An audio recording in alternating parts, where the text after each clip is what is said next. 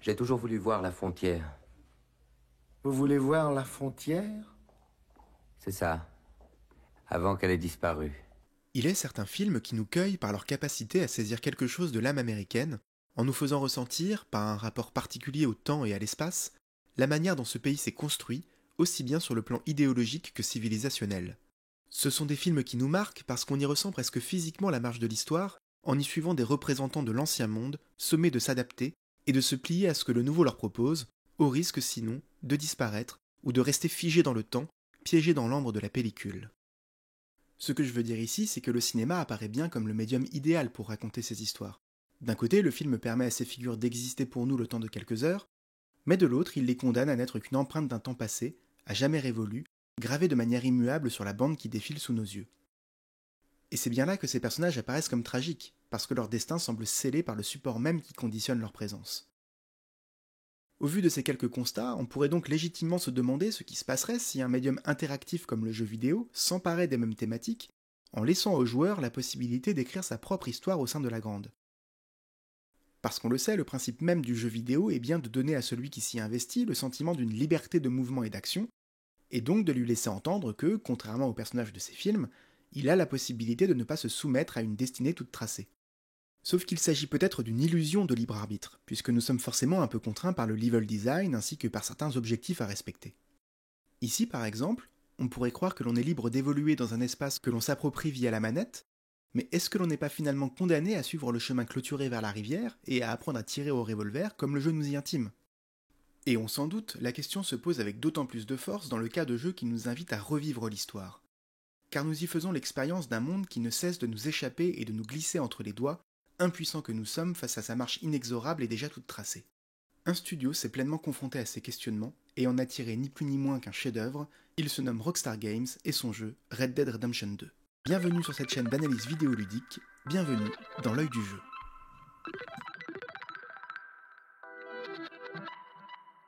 Red Dead Redemption 2 est le deuxième épisode d'une saga inspirée du genre cinématographique du western, dont la première partie se déroulait en 1911, à la fin de la conquête de l'Ouest, ce qui lui permettait de rendre hommage au registre du western crépusculaire dont la Horde sauvage de Sam Peckinpah constitue l'un des plus célèbres représentants.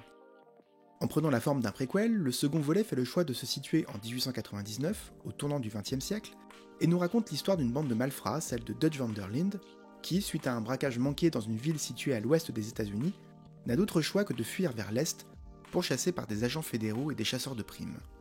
Ce n'est pas une surprise que Rockstar Games nous invite à incarner l'un des membres de cette bande, et pas un représentant de l'ordre par exemple, situant ainsi son jeu dans la continuité de sa saga des GTA, sur laquelle on aura sans aucun doute l'occasion de revenir plus tard. Pour l'heure, restons sur notre personnage dont on comprend assez vite la fascination pour l'Ouest sauvage au sein duquel il a construit sa vision du monde. L'une des grandes idées de Rockstar ici est de nous faire partager cet état d'esprit en optant pour un type de gameplay spécifique, soit le modèle du jeu en monde ouvert, dont le studio a fait l'une de ses marques de fabrique. En donnant au joueur la possibilité d'explorer librement un monde systémique, il s'agit en fait de lui faire adopter l'état d'esprit de ce personnage. Arthur Morgan voit en effet dans cette ère encore relativement épargnée par l'homme blanc une ode à la liberté, une manière d'échapper au conditionnement de la société et aux règles d'une civilisation occidentale moribonde. Par le bac à sable qu'il offre aux joueurs, 5 états à explorer librement, excusez du peu, le studio restitue ce vertige face à l'étendue des possibles, un appel à l'aventure sans cesse récompensé par une foultitude de petites quêtes annexes, comme autant d'opportunités à saisir au gré de nos envies et de nos pérégrinations.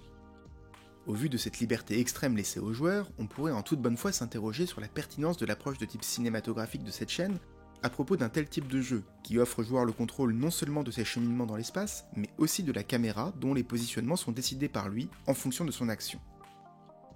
Pourtant, il y a bel et bien de la mise en scène ici. Déjà, même si ce dispositif de vision est commun à un très grand nombre de jeux d'action-aventure en monde ouvert, la vue à la troisième personne permet, par l'emplacement initial de la caméra dans le dos de l'avatar, d'ouvrir sur la perspective de l'espace tout en inscrivant le corps du personnage dans ce dernier, contrairement à une vue subjective par exemple. Ce faisant, on comprend que c'est bien l'ancrage du personnage dans le lieu, son appartenance à ce monde, qui est au cœur de la proposition. On peut d'ailleurs noter la position par défaut de ce corps dans le cadre, même s'il est possible de modifier l'échelle de plan en appuyant sur une touche, un corps donc légèrement décalé sur la gauche pour laisser le décor au centre du regard et cadré en plan américain pour créer un effet de proximité et donner le sentiment d'une plus grande intimité avec cet espace. Arthur Morgan se définit donc par rapport à cette ère qu'il explore, Il se confond quasiment avec elles, et elles sont même constitutives de sa personnalité, celle d'un homme représentatif du Vieil Ouest. Mais par ailleurs, comme dans tout jeu de ce type, le monde ouvert se double bien sûr d'une histoire principale, une voie que le joueur est, à un moment ou à un autre, amené à suivre dès lors qu'il aura épuisé les petits récits secondaires qui donnent vie à ces différents territoires. Et il me semble que la puissance narrative de cette histoire tient en l'occurrence à une forme de mise en scène interne au jeu, qui s'incarne magnifiquement dans une séquence sur laquelle je souhaiterais à présent revenir, celle de la découverte de la ville de Saint-Denis. Nous sommes au tournant du chapitre 3 du jeu.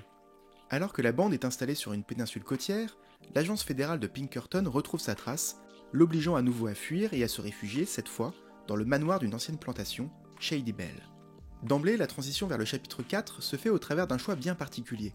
Arthur et John Marston, le protagoniste du premier jeu, se rendent ensemble au manoir pour effectuer une reconnaissance, le temps d'une chevauchée qui leur permet d'échanger sur leur constante fuite en avant et sur les doutes qu'ils commencent à nourrir sur leur mode de vie nomade. Chose intéressante, cette discussion entre en résonance avec ce que le joueur découvre à ce moment, puisque le fait de suivre la ligne de fuite du décor guide nécessairement le regard vers ce que les développeurs souhaitent nous faire voir, à savoir la maison abandonnée dans la profondeur de champ. S'il s'agit à première vue de laisser infuser chez le joueur l'imaginaire sédentaire suggéré par ce type de construction, on comprend assez rapidement que Rockstar cherche à faire passer une autre idée par les enjeux mêmes de la mission que l'on doit accomplir. La maison est en effet encore occupée par 2 ou 3 individus dont on doit se débarrasser avant de jeter leurs corps dans les marécages. Ce qui saute aux yeux, c'est combien les dimensions étriquées de la maison contrastent avec les grands espaces que l'on vient d'explorer et imposent aux joueurs des réorientations constantes de la caméra, ce qui contribue à produire un effet de déstabilisation, peut-être en écho à ce que vit Arthur, se projetant dans un mode de vie finalement bien éloigné du sien, d'autant plus que la maison, délabrée et laissée à l'abandon, se résume à des murs et des pièces vides, marqueurs d'une forme de vide existentiel. En fait, Rockstar semble nous dire ici que cet horizon de la maison de maître est déjà dépassé, qu'il appartient désormais à l'ancien monde, et que les personnages ont encore un temps de retard sur la marche de l'histoire, incapables de vivre dans leur temps. En nous forçant d'ailleurs à retourner dans la maison pour se saisir d'un nouveau cadavre à jeter à l'eau, le jeu nous impose une temporalité longue, étirée, confrontés que nous sommes au silence pesant du lieu. C'est un sentiment de vide et de désespoir qui nous envahit, sans doute celui que ressent le personnage d'Arthur Morgan à cet instant. On voit donc dans quelle mesure Rockstar contribue ici à caractériser son protagoniste par le biais d'un choix de gameplay relativement osé. L'ellipse temporelle qui s'ensuit nous libère de cette action dénuée de sens avant que Dutch ne nous sollicite pour une nouvelle mission. Là encore, nous sommes contraints de le suivre et les développeurs guident notre regard sans que l'on en ait conscience. Alors que Dutch nous annonce que nous allons nous rendre à Saint-Denis, les paysages perdent peu à peu de leur superbe avant que d'étranges cheminées et autres architectures modernes et métalliques n'apparaissent dans la profondeur de champ.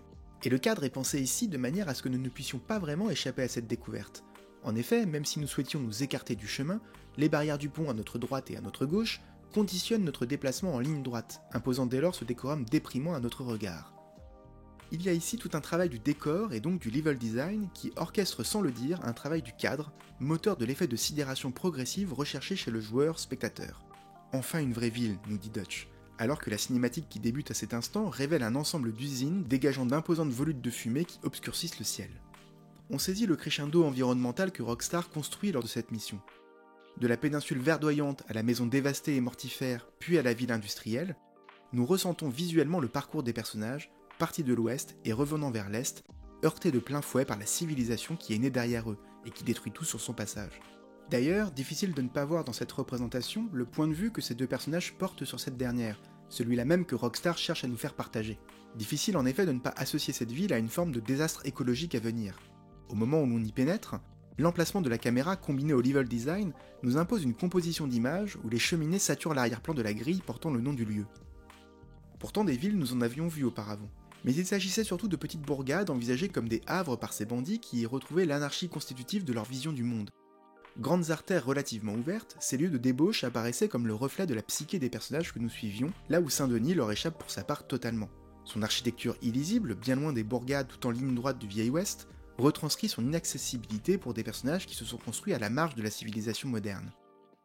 Il n'est ainsi pas rare que l'on se perde dans Saint-Denis, où la ligne d'horizon disparaît au profit des bâtisses qui obstruent les lignes de fuite. Un labyrinthe s'ouvre à nous, qui n'est peut-être que celui, mental, d'Arthur, confronté aux contradictions d'un mode de vie qui ne fait plus sens dans ce contexte auquel il résiste de toutes ses forces. On ne sera guère surpris qu'à l'occasion d'un redémarrage du jeu, parce que oui, Rockstar a fait ce choix étonnant qui consiste à brièvement continuer à faire vivre le personnage lorsque nous quittons la partie, le temps qu'il aille trouver un endroit où dormir, eh bien nous retrouvions Arthur assis contre un bâtiment, après une nuit passée à la belle étoile, plutôt que dans le lit d'une chambre d'hôtel. Par ces petits moments où nous reprenons la main sur le jeu, le studio nous fait ressentir la marginalité de son personnage, refusant de se soumettre à une société aliénante dont il refuse les contraintes, à ce nouveau monde dont le rythme industriel ne correspond plus au sien. Un décalage qui trouve son illustration la plus parlante dans certains spectacles qu'Arthur, par l'entremise du joueur, se plaît à aller voir. Quand la lanterne magique de la petite ville de Valentine laisse place aux photographies animées que l'on découvrira plus tard, et qu'au show artisanal se substitue la reproductibilité technique des vues cinématographiques. Une manière de suggérer cette disparition d'un monde au profit d'un autre, du vivant au mécanique, de l'organicité du monde ouvert au quadrillage rationalisé des rues de Saint-Denis, théâtre crépusculaire de la deuxième moitié d'un récit de plus en plus dirigiste, aussi tragique qu'inéluctable. C'est la fin de cette vidéo, j'espère qu'elle vous aura plu. Si c'est le cas, n'hésitez pas à laisser un commentaire ou à la partager sur les réseaux sociaux. Dans l'immédiat, je vous donne rendez-vous le mois prochain pour une nouvelle analyse si le cœur vous en dit. Salut!